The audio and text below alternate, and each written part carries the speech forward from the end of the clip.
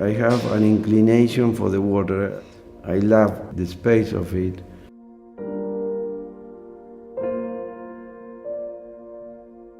I'm also an art collector, but I'm not obliged to buy. I mean, if a masterpiece appears, then I buy because of the masterpiece, because of the piece itself. It's the piece who commands the decision. As a real estate developer, it's the same. I'm not obliged to develop.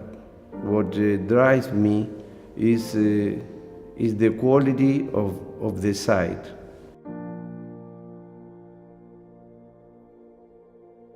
I did have two frontages of great value, and the building had to reflect those forces of nature in some way. I did decide to do a very minimalist building.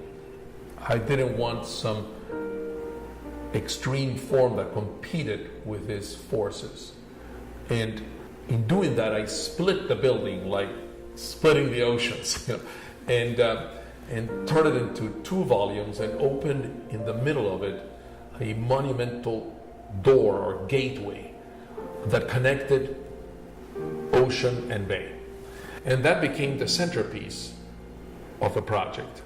I thought actually the space, the void, the emptiness was more important than the object, the form. And that, in fact, maybe the form should fade away and focus on this grand space that symbolizes that linkage.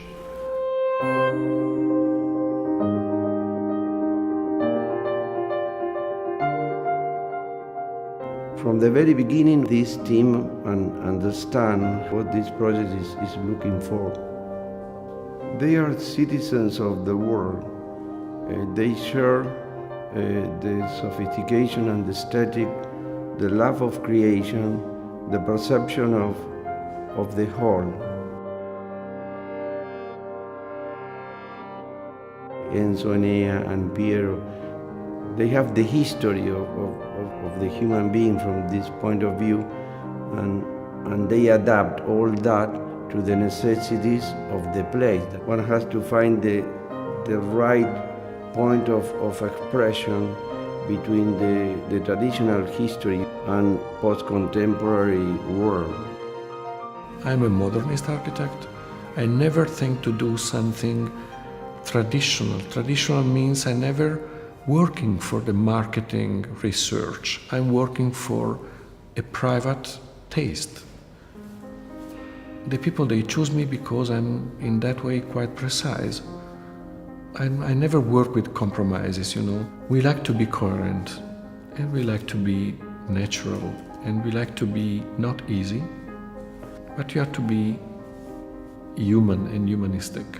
And we put inside some simple approach of life.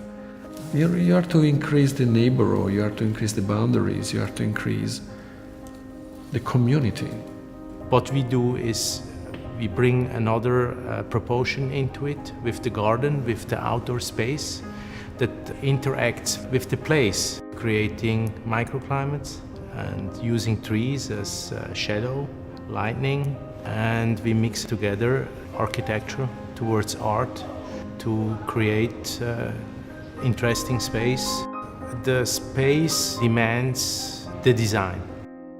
I think that art is integrated in our life, and it's an important proposition within Oceana.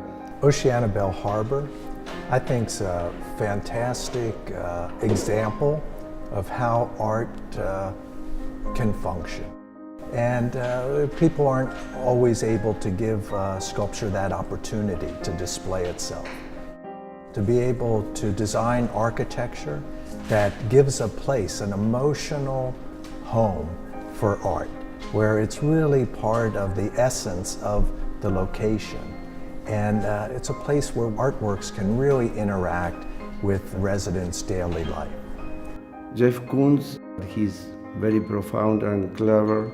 He takes into account the history of art These two pieces actually are a revisiting of the history of art, but with own postmodern, post-contemporary statement and individual view of art.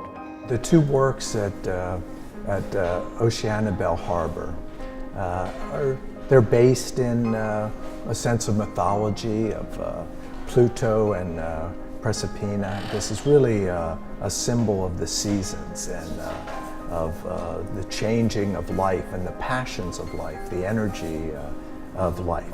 But I think both of these works function very emotionally about a sense of opportunity, chance of transcendence that we have in our lives, to exploit the freedom that we have. Everything converges into a unique proposal, a differential proposal. I like to think it's not the only place to be.